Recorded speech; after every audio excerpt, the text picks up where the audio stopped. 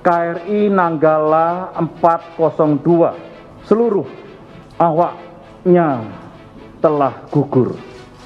Oleh karena itu, dengan kesedihan yang mendalam, selaku Panglima TNI, saya nyatakan bahwa 53 personil yang on board KRI Nanggala 402 telah gugur pada kedalaman 838 meter. Ini terdapat bagian-bagian dari KRI Nanggala. Jadi di sana KRI Nanggala terbelah menjadi 3 bagian untuk mengevakuasi KRI Nanggala 402. Tentunya diperlukan kerjasama internasional. Selanjutnya, saya minta Kepala Staf Angkatan Laut memberikan penjelasan terkait ditemukannya KRI Nanggala 402. Nah, ini yang tadi disampaikan, ini adalah bagian belakang yang tidak berbadan tekan. Jadi ini adalah kemudi horizontal, ini kemudi vertikalnya. Nah, ini badan kapal. Itu sudah menunjukkan bahwa terjadi ketidakberesan sistem dalam kapal selam antara kedalaman 200 sampai kedalaman 700 meter itu. Oke. Disitulah proses kecelakaan terjadi. Sebenarnya sudah kita evaluasi dari awal tentang kejadian ini, ya. Tapi tentunya saya berkeyakinan ini bukan human error, tapi lebih pada mungkin faktor alam. Dan saya selaku pimpinan Polri menyampaikan keprihatinan dan juga cita yang sangat mendalam atas gugurnya saudara-saudara kita prajurit terbaik KRI Nanggala 402.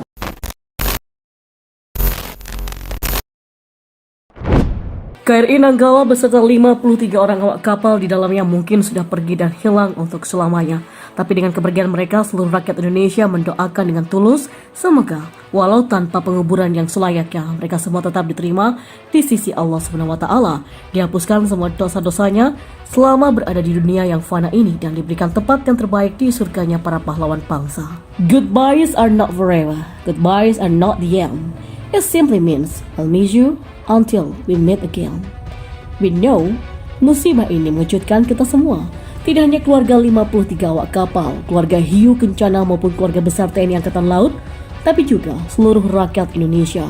Kita, semua bangsa Indonesia menyampaikan kesedihan yang mendalam atas musibah ini, khususnya kepada seluruh keluarga awak kapal selam. Mereka adalah putra-putra terbaik bangsa, patriot terbaik penjaga kedaulatan negara. Kejadian ini sangat memukul kita sebagai warga Indonesia sebab perkiraan lokasi KRI Nanggala 402 di kedalaman 850 meter itu pun masih bisa bergeser dan tenggelam jauh lebih dalam lagi, bisa sampai ribuan meter ke dalamnya. Jikapun dilakukan evakuasi maka akan sangat berbahaya, baik bagi kru awak kapal Nanggala 402 jika masih ada yang hidup, juga terhadap kru awak kapal penyelamat. Kenapa? Karena di kedalaman sedemikian, kapal selam tidak seharusnya terbuka, harus tertutup rapat. Lalu bagaimana caranya menyelamatkan tanpa membuka kapal? Mungkin lebih masuk akal jika menarik ke permukaan. Itu pun resiko masih sangat tinggi mengingat kedalaman laut. Kapal selam KRI Nanggala 402 akhirnya ditemukan. Satgas SAR gabungan berhasil menemukan serpihan besar kapal selam di kedalaman 838 meter. KRI Nanggala ditemukan di kedalaman 838 meter. Kata Kasal Laksamana Yudo Margono di Lanut Ngurah Rai Bali pada Minggu hari ini.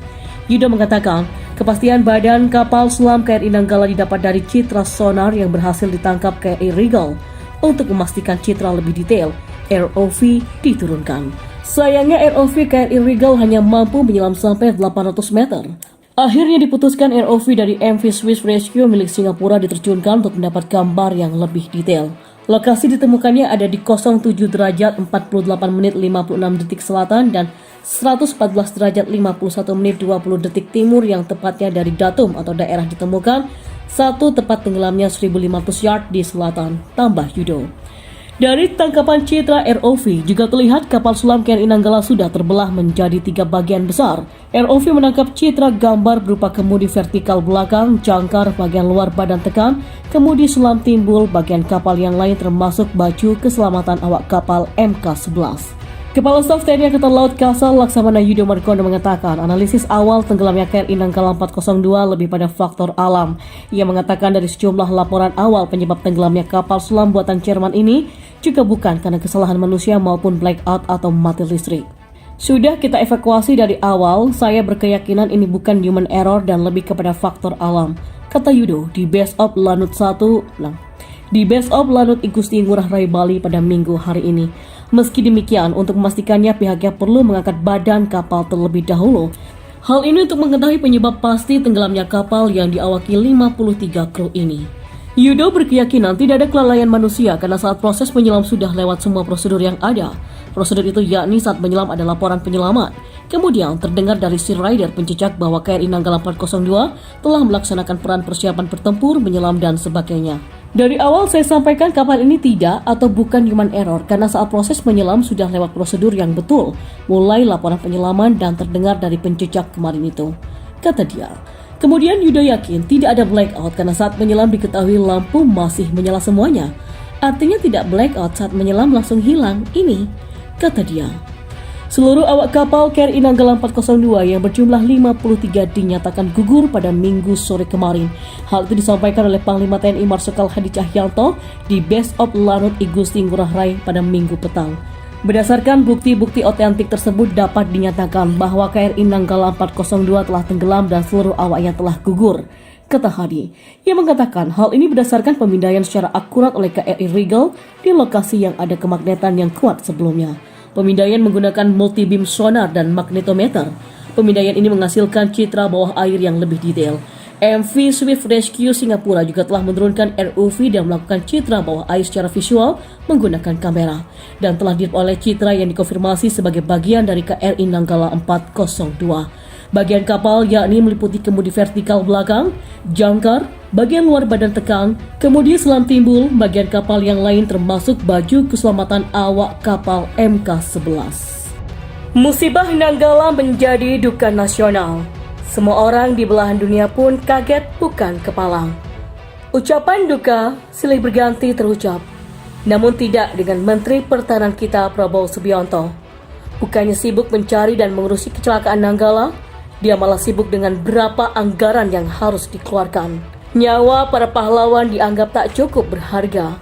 Padahal, pengorbanan para awak sangatlah besar dalam menjaga keutuhan dan keamanan NKRI. Padahal Prabowo sebagai Menteri Pertahanan yang punya akses kepada luar negeri, terkait Menteri Pertahanan dari negara lain, seharusnya dari awal sudah sibuk mencari pertolongan karena mengingat alutsista di Indonesia masih belum punya alat yang canggih bentuk prosedur penyelamatan kedalaman ratusan meter di bawah permukaan laut. Akan tetapi, apa yang kita lihat? Hanya beberapa negara yang merespon dan itu pun saya juga karena mereka membaca berita. Dan melihat dari respon Prabowo sebelumnya, saya sangat miris. Karena apa yang dikatakan Prabowo terkait respon hilangnya kapal selam Nanggala 402 hanya bicara tentang uang. Dia mengatakan bahwa pengadaan alutsista ini krusial dan mahal. Ujung-ujungnya duit lagi. Dan tidak bicara tentang keselamatan awak kapal selam yang ada di dalam dan yang saat ini nasibnya tidak kita ketahui sama sekali. Kita melihat bahwa potensi kecelakaan di dasar laut bisa dikatakan sama dengan kecelakaan di udara. Maka butuh yang namanya zero tolerance untuk hal ini. Pertolongan kepada awak kapal baik laut maupun udara sangat penting. Butuh yang namanya ketelitian mutlak di dalam melakukan penyelamatan ini. PR untuk bangsa Indonesia adalah melengkapi aset-aset dan kemampuan dalam mempertahankan harga diri bangsa ini, khususnya di dalam militer. Mungkin Pak Jokowi terbuai dengan kalimat Prabowo dan percaya dengan kalimat ini mengatakan dia lebih TNI dari TNI. Dan ternyata saat ini, hal itu membuktikan bahwa Prabowo salah besar. Biar lebih pebisnis daripada bisnis yang hanya bicara tentang uang dan uang dan uang. Akhirnya kita tahu bahwa kapasitas Prabowo itu hanya bicara tentang uang dan tidak bicara tentang pertahanan sama sekali. Dan benar kata beberapa orang penulis bahwa kesalahan terbesar Jokowi adalah dengan mengangkat Prabowo menjadi Menteri Pertahanan. Saya tidak tahu alasan utamanya apa, tapi kalau bicara tentang 53 nyawa itu sangat miris.